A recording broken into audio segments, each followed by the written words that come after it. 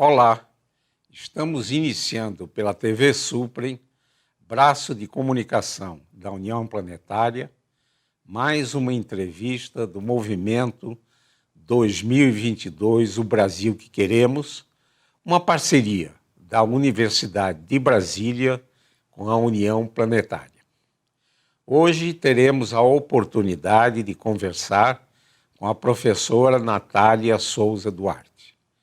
Vamos revisitar a formação da nossa convidada e suas atividades nos estudos da segregação educacional no Distrito Federal. Vamos discutir a importância dos valores como a ética e a responsabilidade na educação de nossas crianças e jovens.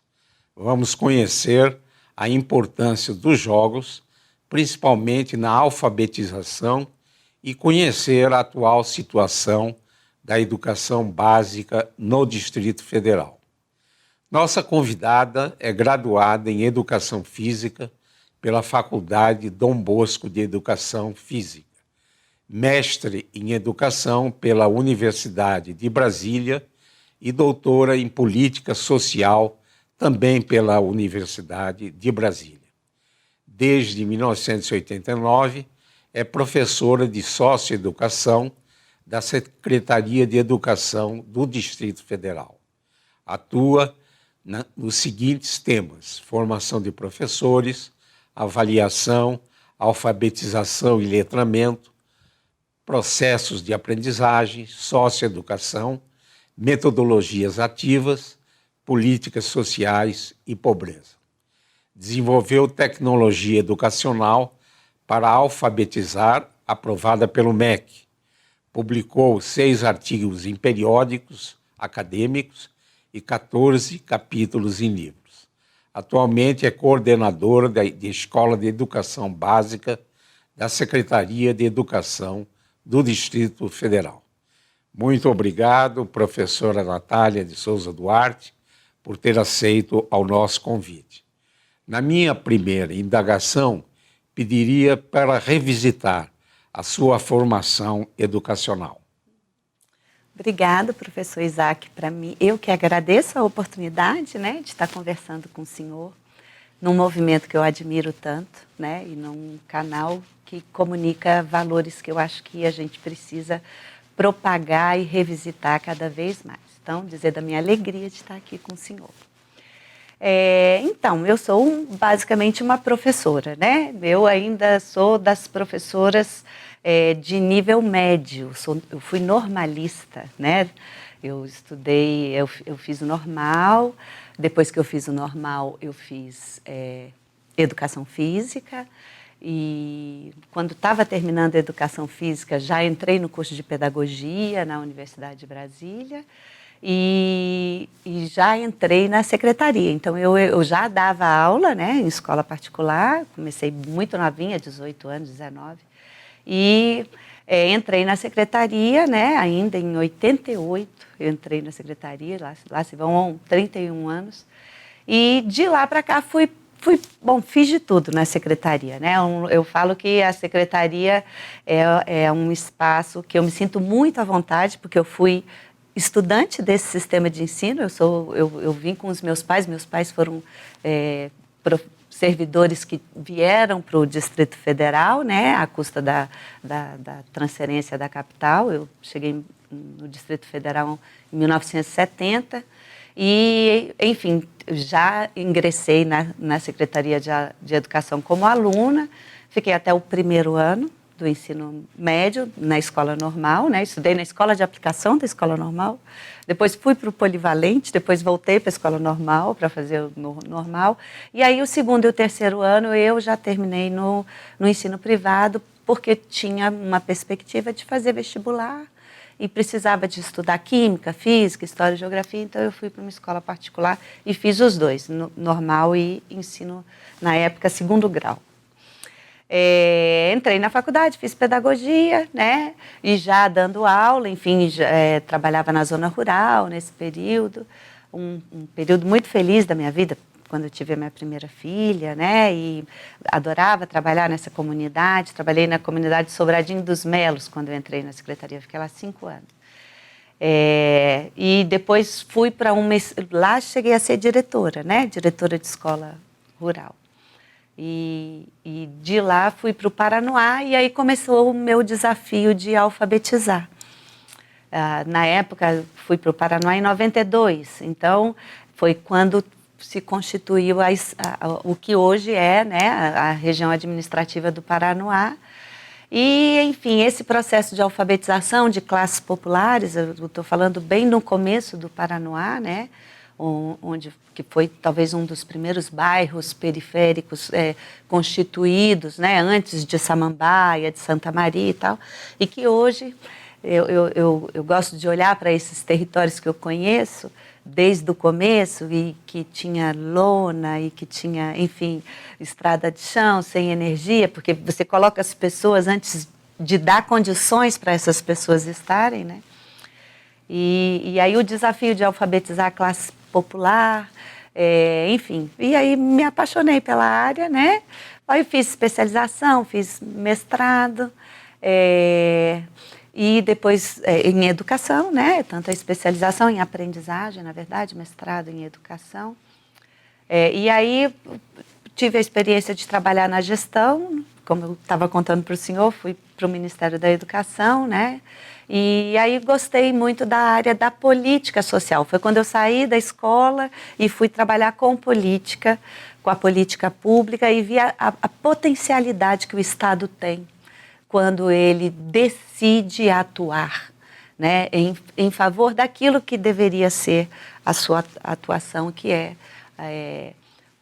fornecer serviço. É o Estado desenhado na nossa Constituição.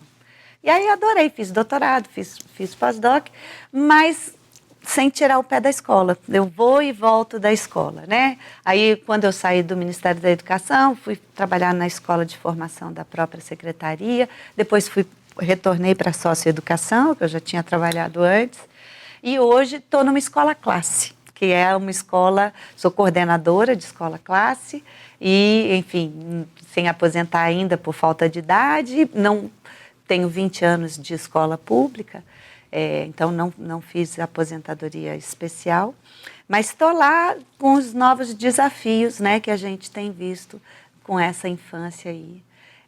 Enfim, numa escola pública que tenta muito se reinventar, enfim, muito feliz de estar de volta à sala de aula e escola. É uma bela experiência, né? Quando mencionou a sua prática educacional no Paranoá, né? Me lembro agora que no Paranoá está sendo experimentada uma nova pedagogia educacional, né? A comunidade de aprendizagem do Paranoá é comandada pelo nosso grande educador José Pacheco e espero que dê certo aí, Paranoá vai ficar mesmo na história, né? Professora Natália, atualmente desenvolve uma pesquisa que trata da pauperização da escola pública com foco na segregação socioeducacional no Distrito Federal. Poderia destacar os principais objetivos dessa pesquisa e os resultados já obtidos? Sim. Na verdade, é uma pesquisa que a gente está finalizando, né? Tá lançando 2 livros, junto com a Universidade de Brasília, num programa, numa iniciativa que chama Educação, Pobreza e Desigualdade Social. E é um pouco a continuidade da minha pesquisa de doutorado. Então, nesse meu desafio de estar em sala de aula, estar trabalhando política e gostar de estudar, eu tinha uma pergunta, né? Até a minha trajetória de formação, um pouco foi para responder essa pergunta. Por que tem criança que não consegue aprender a ler e escrever, né? E, para mim, a primeira resposta era uma responsabilização da própria infância, né? Depois, uma observação um pouco mais cuidadosa. Você vê que não é da infância, é da condição violada da infância, né? Enfim, e violada por quê? Por quem? Eu costumo dizer que o maior violador de direitos é a pobreza, e ela viola todos os direitos que nós, enquanto sociedade, conseguimos conquistar, né? Viola o direito à saúde, à moradia, à mobilidade social, viola o direito à cultura e, obviamente, violará o direito à educação. Mas isso é tão difícil de se conversar com a sociedade sobre isso, porque a educação ainda é aquilo que, talvez a Graça Rua usa uma frase que eu gosto muito, que é um mecanismo legítimo de ascensão social, do qual se espera todas as respostas da nossa sociedade, né? E você, como professor, escapar dessa armadilha de que, enfim, a sociedade espera de todas as respostas para os seus problemas, é uma posição muito ingrata para o professor, né? E você escapar dela exige muita reflexão. Sim, a educação pode muitas coisas, mas ela não pode tudo. Né? Não adianta que há condições. Ela pode, em conjunto com políticas econômicas, com políticas sociais, com políticas culturais, enfim, aquilo que está lá desenhado na nossa amada Constituição Federal. Então, nesse processo de tentar entender por que tinha criança que não entendia, eu trabalhei muito tempo com uma pessoa, como eu tinha contado para o senhor, que eu gostava muito, Esther Gross, que ela tinha uma experiência de, olha, vamos reorganizar o trabalho pedagógico que vai dar muito certo. E é verdade, tem um alcance na formação do professor, que o permite e que o dota de instrumentos, de saberes, de compreensão, de empatia. A empatia também é formada, a gente esquece disso, né? E que realmente você consegue modificar e melhorar muito os indicadores sociais. Mas a escola e o professor não resolvem a situação de pobreza. E daí essa importância de, enfim, estudar a política social, não mais só sala de aula, não mais só trabalho pedagógico, mas também a política pública e educacional. Eu concordo plenamente, né? A educação é quase tudo, né? Mas não é tudo. Isso. Nós vamos fazer um ligeiro intervalo e voltaremos já já com essa interessante conversa com Natália Souza Duarte. Até já.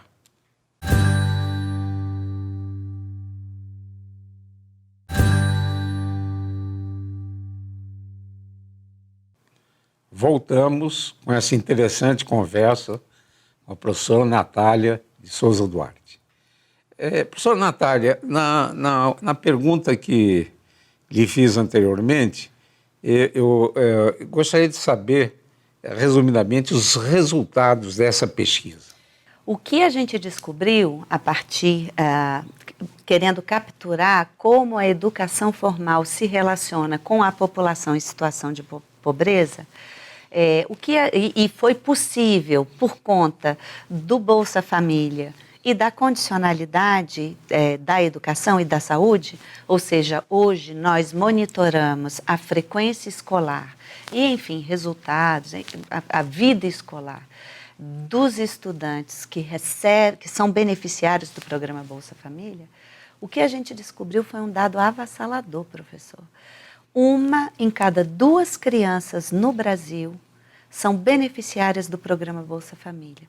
Significa hoje viver com R$ 145 por mês. No Distrito Federal é 1 em cada 3. São 160 mil estudantes em 456. Então, o que a gente descobriu é que a infância é pobre no Brasil e que a pobreza é violadora de direitos. E como essa informação não circula, porque a gente, enquanto sociedade, foi constituído para não enxergar a situação de pobreza, a situação de miséria, a autoexploração, a precariedade. Nós não enxergamos isso enquanto sociedade.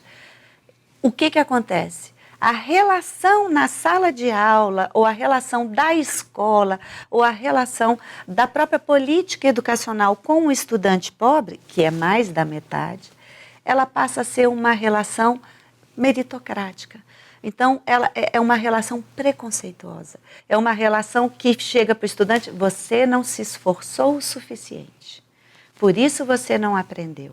Que chega para o adolescente, que é o meu público favorito, né? E fala, você não se esforça o suficiente. Por isso você não tem sucesso escolar. Não tendo sucesso escolar, você tem distorção idade-ano, você tem múltiplas reprovações e você, a famosa frase, não vai ser nada na vida.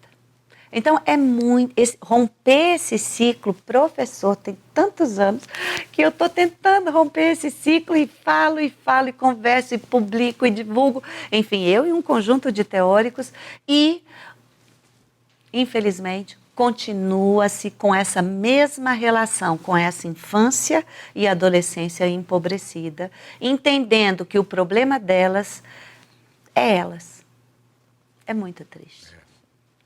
Professora Nathalie, em 2017, publicou na revista Consenso o artigo intitulado Ética, Emancipação e Responsabilidade Social. Poderia enfatizar os principais pontos dessa publicação?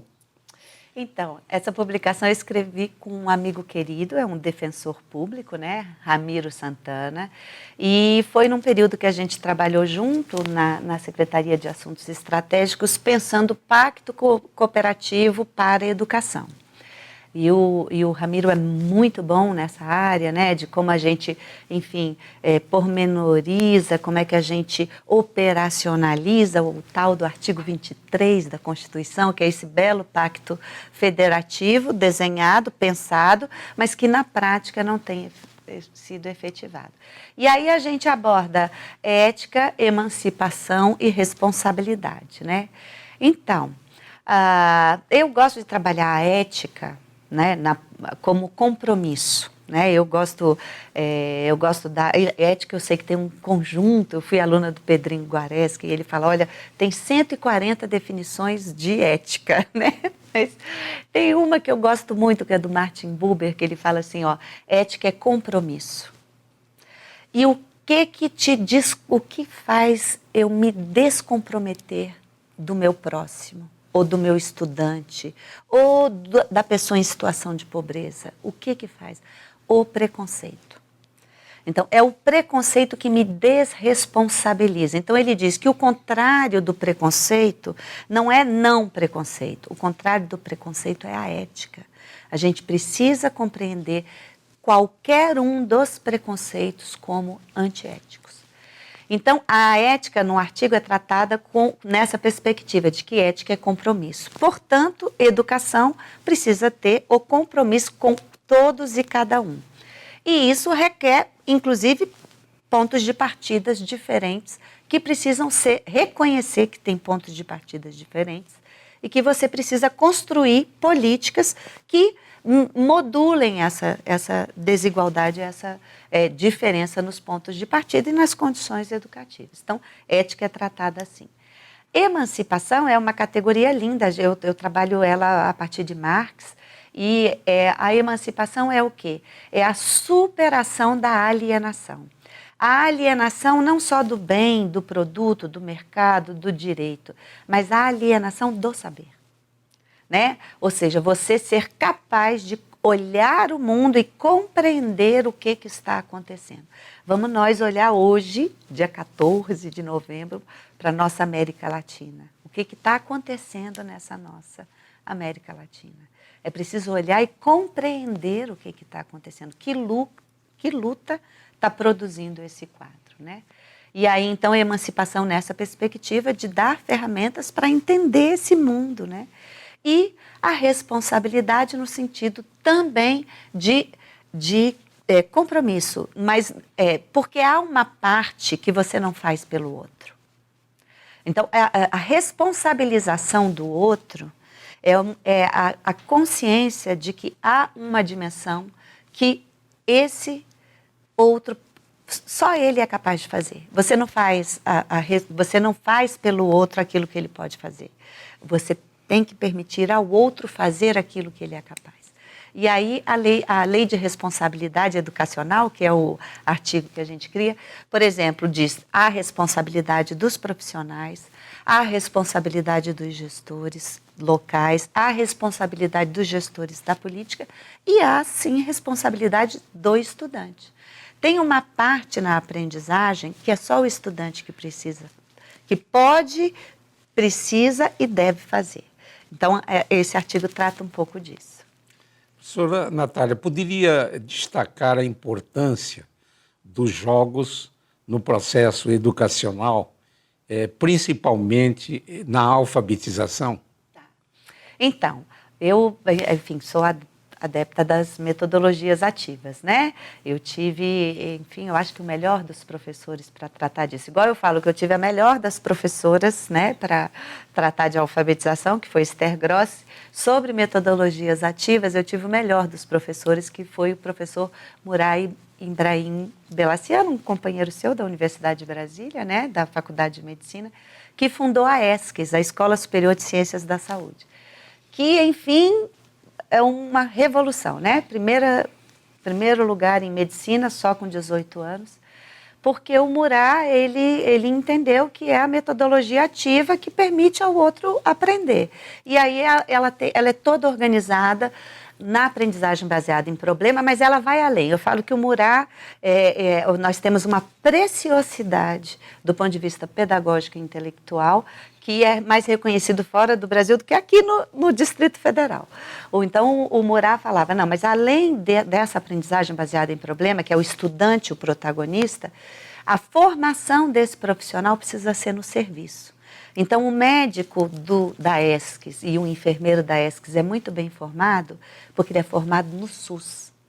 Eles têm um lema, os estudantes têm um lema que é lindo, que chama a formação do médico pelo SUS, no SUS e para o SUS, né? Então, essa formação permite você você ser ativo no seu processo. Mas na infância, como é que você vai fazer? Aí o papel ativo são os jogos. Por isso que aprender com jogos, com brincadeiras, inclusive tecnológicos, mas não precisa ser, eu falo que tecnologia, a classe média, as crianças, por exemplo, da minha escola, tem muito. O que elas estão precisando é jogo de tabuleiro, é jogo de dado, é interagir, é fazer as regras. Então, os jogos, nos anos iniciais e nos anos finais, enfim, permitem a metodologia ativa, especialmente na alfabetização.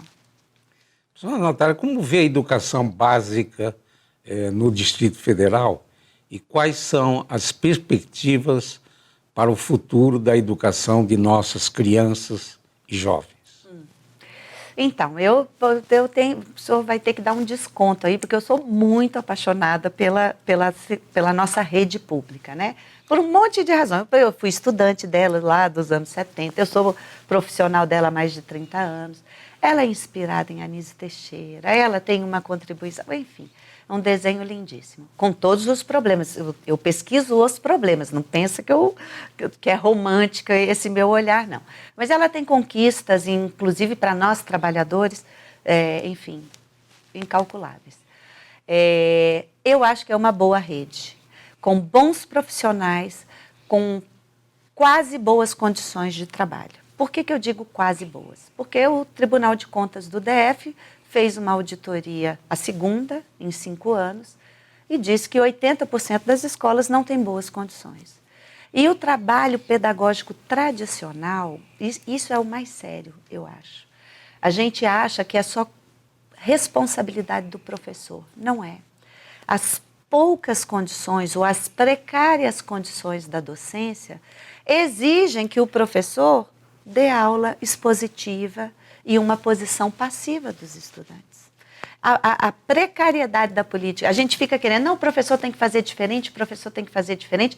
Ocorre que para fazer diferente você precisa de condições diferentes. Eu adoro uma frase de Einstein que fala assim, olha, fazer do mesmo jeito e querer resultados diferentes é loucura.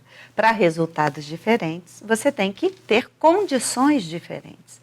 E isso exige, então, uma resposta que a rede não tem dado. Então, hoje, eu classifico a rede pública do Distrito Federal como uma boa rede. Não sou só eu, o IDEB classifica assim, as avaliações de PISA que a gente participa, enfim, os nossos indicadores sociais. É uma boa rede de sistema de ensino, mas que hoje está sofrendo um dilema que é muito triste, que é, por exemplo, a militarização. E o desrespeito a um princípio caro da educação, que é a gestão democrática. Então, ou seja, eu que sou da socioeducação, o que a gente quer fazer é a educação para o estudante, adolescente, em medida socioeducativa, em conflito com a lei. A gente quer que essa educação não seja nada militarizada, aí eu pego esse processo, que é o mais cruel, e levo para as escolas que são públicas e civis, exigindo, enfim, anteontem teve um grave problema, né, entre um militar que é um profissional também adoecido, também, enfim, precarizado, né, muito desconstruído na nossa sociedade, mas que tem um lugar dele que não é na escola, um lugar muito importante que é na sociedade. E nós estamos pegando esse profissional que trabalha, que tem um importante papel para a segurança, coloca numa escola com uma mensagem, eu acho que um ataque à subjetividade dos jovens, muito sério, porque criminaliza processos identitários, criminaliza comportamentos, criminaliza estética e criminaliza a pobreza, porque são todas escolas com a maior presença de pobres. Todas elas que foram. Então, eu disse para o senhor que tem, o Distrito Federal tem 30% dos 32,74%, ou seja, 1 em cada 3 estudantes em situação de pobreza, mas as escolas indicadas para militarização são 2, em torno de 60%. E tem uma das escolas que é quase 90%, que é a escola da estrutural. Ou seja, uma criminalização da pobreza. A escola deve ter... primariamente um ambiente lúdico, um ambiente em que favoreça a aprendizagem, o convívio, etc. Perfeito. Nós estamos chegando ao final do programa, professora Natália, mas eu gostaria que, nesse minuto final, pudesse enviar uma mensagem aos jovens que nos assistem. Enfim, eu digo que a gente está precisando resistir, que a maior resistência é ser feliz, saber quem é, né? Então, eu acho assim, quando a gente tem muito claro quem a gente é, né? A nossa identidade, jovem, enfim, com toda a beleza da diversidade que constitui a nossa identidade, e a gente sabe o que a gente quer, eu acho que a gente constrói um mundo melhor. E eu acho que a juventude está clara, ela dá um monte de lição para a gente o tempo todo. Ela sabe que essa desigualdade é absurda e que precisa ser enfrentada. Não adianta, não vamos permanecer com essa desigualdade, porque ela é uma ofensa à inteligência da gente. Ela não passa em qualquer crivo de racionalidade lógica, né? Lógica formal. Não estou nem falando de lógica dialética, estou falando de lógica formal. Essa juventude é linda e engajada. Quem vai nos combates de rap, quem acompanha os estudantes dos movimentos estudantis, sabe que eles são de uma beleza, de uma criticidade, de uma riqueza, de uma alegria que, assim, que eu posso dizer é que confio em vocês para um mundo melhor, né? Contem comigo, contem com o Movimento 2022, tenho certeza, e sabendo que, enfim, estamos em tempos de mudança, de transformação e que vamos transformar esse mundo para aquilo que a gente quer. Eu gostaria, professora Natália, de agradecer pela essa oportunidade dessa interessante e importante conversa. Muito obrigado. Esse e outros programas do Movimento 2022, o Brasil que Queremos, podem ser acessados no canal YouTube da TV Suprem. Gostaria de agradecer a sua preciosa atenção e voltaremos a nos encontrar em uma próxima oportunidade. Até lá!